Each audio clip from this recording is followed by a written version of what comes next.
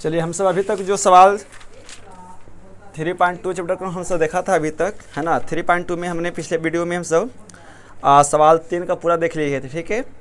सवाल जो 4 हुआ जो आपको कह रहा है ना, उस 4 में क्या है ना कि निम्नलिखित समीकरणों के युग्म से कौन से युग्मी संगत हैं या असंगत हैं। यदि संगत है तो है ना ग्राफीय विधि से हल करें, ठीक है। आपको 4 में क्या करना है कि दिए गए रैखिक समीकरण के युग्म को जांच करना है कि वो दिया गया युग्म है ना संगत है क्या संगत है, ठीक है। और यदि जो समीकरण के युग्म संगत हो जाते हैं उसे क्या करना है, ग्राफीय विधि से हल करना है। तो हमने बताया था क्या कि जब हम सब ग्राफ पढ़ेंगे, है ना, तो 3.2 चैप्टर में सवाल नंबर 1 छोड़ दिए थे, है ना, क्योंकि 1 में भी आपको क्या पढ़ना है, ग्राफ ही पढ़ना है। तो सवाल 4 छोड़ दीजिए, जब हम सब ग्राफ पढ़ेंगे, है ना, तब उसमें कवर कर पाएंगे।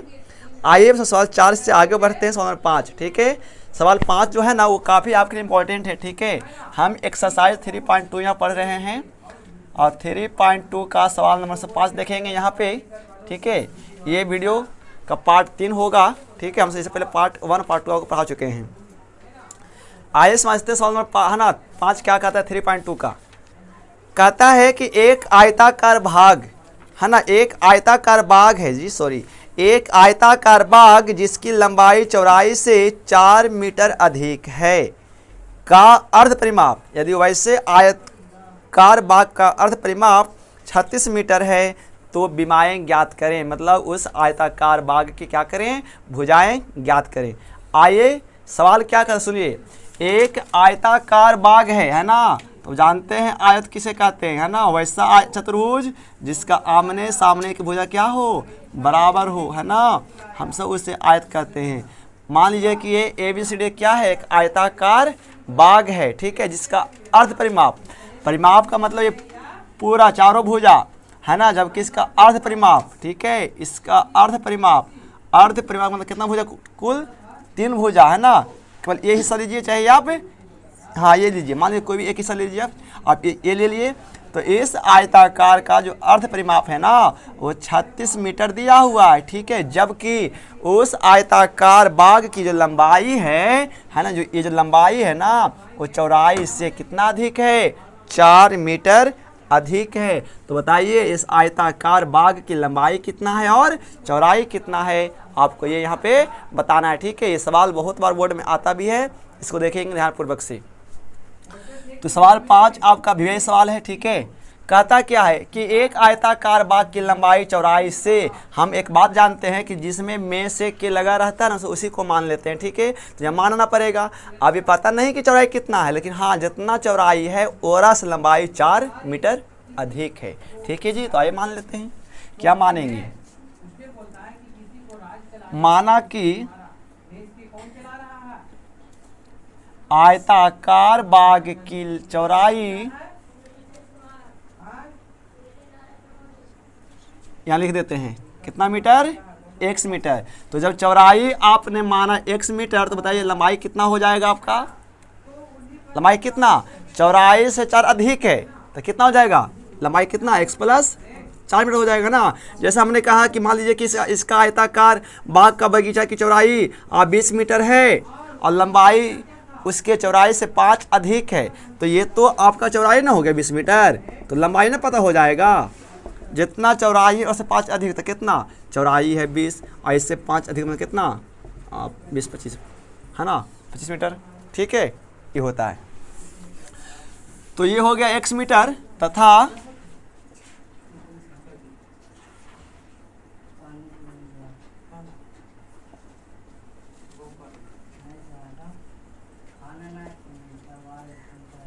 आयताकार बाग की लंबाई तक कितना हो जाएगा जी, x प्लस 4 मीटर। अच्छा चूंकि दिया हुआ है क्या हो जानिए, दिया हुआ है क्या हो आपको, दिया हुआ है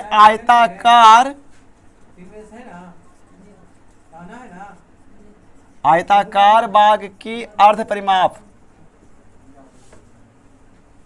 आयताकार बाग की अर्ध परिमाप कितना दिया हुआ है, 36 मीटर दिया हुआ है आपको। और आप जानते हैं कि जो फार्मूला दिया रहे मान लगाते हैं उसी का। तो आयताकार बगीचा है तो आयत का अर्ध परिमाप क्या होता है, तो आयत का अर्ध आयत का परिमाप क्या होता है? आयत का परिमाप होता है 2 इंटू एल प्लस बी, तो इसका आधा, तो पूरे परिमाप का क्या करिए, आधा कर दीजिए। आधा का अर्थ बटा 2 होता है, तो 2 से 2 खत्म, तो कितना बचेगा, एल प्लस बी, है ना। यानी आयत का जो अर्ध परिमाप जो निकला वो क्या निकला, तो आयत का अर्ध परिमाप का फॉर्मूला क्या होता है, एल प्लस बी, है ना। इसके हमने बराबर क्या लिख दिया, इसका फार्मूला लिख दिया। कितना मीटर है दिया हुआ, कितना मीटर, 36 मीटर। तो एल का मतलब लंबाई, तो लंबाई कितना है आपका, एक्स प्लस बी का मतलब कौन चीज, चौड़ाई होता है, ब्रेथ, तो कितना मीटर, एक्स मीटर, तो कितना हो जाएगा, बराबर 36 मीटर। तो जोड़िए ना, तो देखिए एक्स मीटर कितना मीटर, 2x मीटर प्लस कितना 4 कितना 36 मीटर। अपन तो कौन करने, तो वो जाएगा ओने, है ना जी, ठीक है। तो इसको ऐसे देखिए, करके लिखिए, ये पूरा ना है, तो जाएगा वो पट्टी,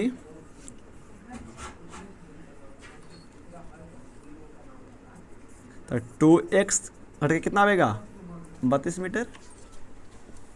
यहाँ कर देते हैं, ये x है, तो आपका जाएगा वो पट्टी कितना, 32/2 मीटर, है ना।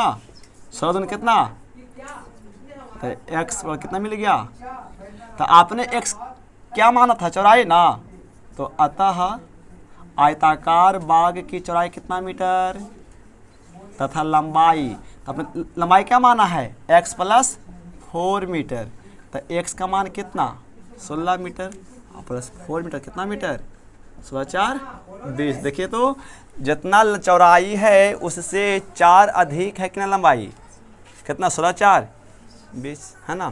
तो यही आपका क्या हो गया इसका आंसर, ठीक है। देखिए इसको आगे बढ़ते हैं। सवाल नंबर 6 क्या कहता है कि एक रैखिक समीकरण 2x प्लस 3y माइनस 8, है ना, बराबर 0 दी गया, ठीक है, दी गई है। दो चरों में एक ऐसी और रैखिक समीकरण लिखिए ताकि प्राप्त युग्म का ज्यामितीय निरूपण जैसा कि, है ना, क्या हो जाए, प्रतिच्छेद करती रेखा हो जाए, ठीक है, प्रतिच्छेद करती हुई रेखा हो जाए।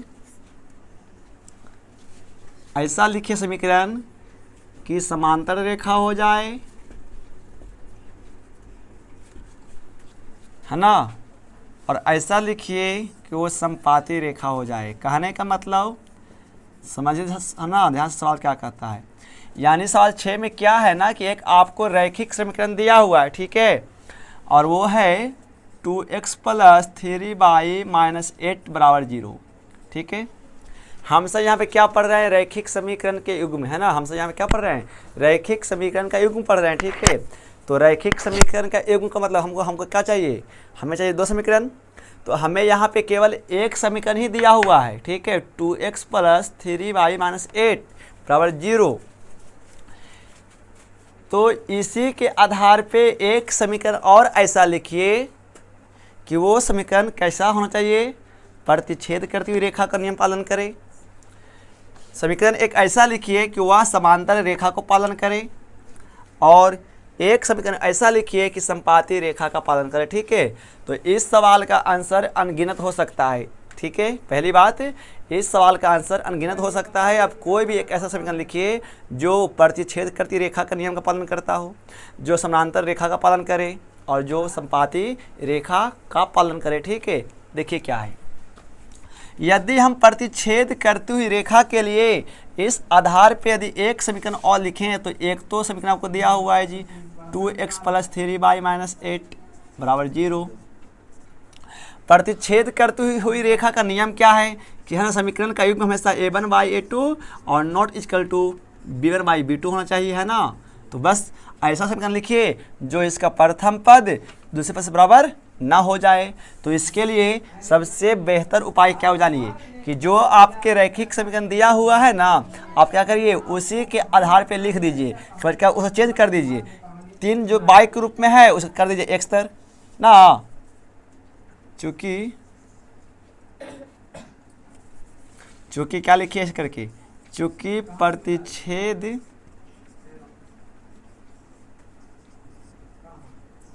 कर्तु ही रेखा के लिए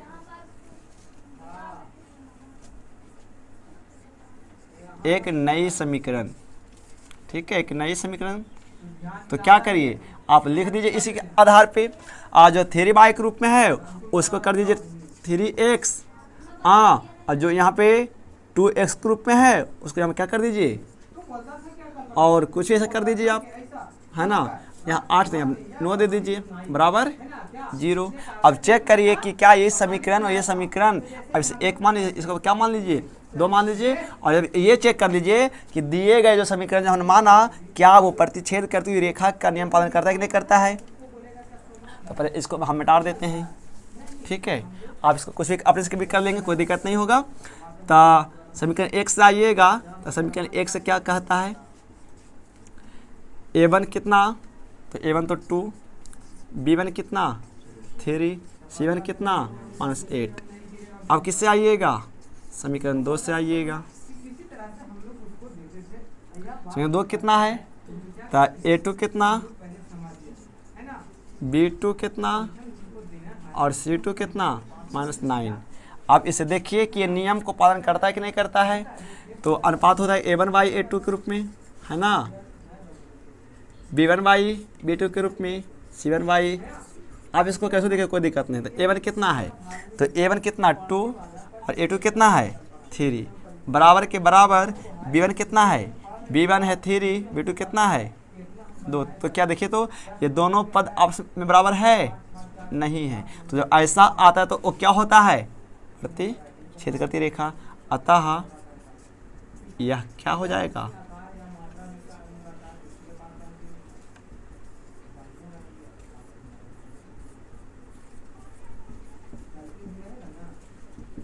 बन गया, ठीक है। आप इसी के जैसा कुछ और समीकरण लिख दीजिए। यदि हम यहाँ पे समानांतर रेखा के लिए, है ना, जो समीकरण दिया गया है एक और लिख दें, तो कुछ भी लिख दीजिए ना, बस इसका सिंपल सा सवाल है। और उतना चेक क्या करेंगे, देखिए कुछ लिख दीजिए 2x + 3y, तो आपको ये दिया हुआ है -8 बराबर 0। आप इसे एक मानिए, है ना, समांतर रेखा के लिए, समांतर रेखा के लिए एक नई समीकरण, समांतर रेखा के लिए एक नई समीकरण। और समांतर रेखा होगा कब, जब रैखिक समीकरण के युग में a1/a2 बराबर b1/b2 और नॉट इक्वल टू c1/c2 हो जाए। तो ऐसा लिख दीजिए जो इस नियम का पालन करता हो। तो आप क्या करिए, इसको जस के तो कह दीजिए 2x + 3y, आपको इसको यहाँ चेंज कर दीजिए, 9 का 9, है ना, बराबर क्या चीज़ 0। तो देखिए, तो a1 a2 बराबर हो जाएगा, b1 b2 बराबर हो जाएगा, लेकिन ये वाला पद बराबर नहीं होगा।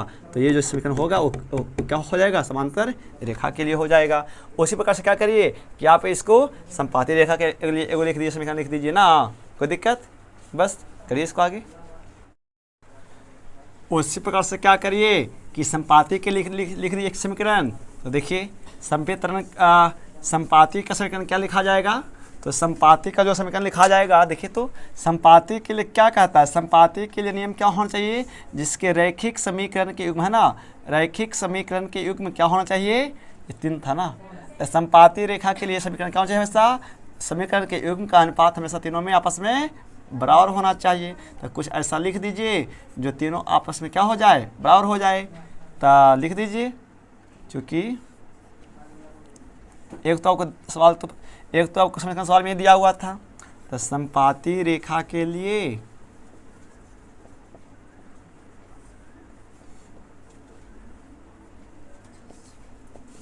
एक नई समीकरण।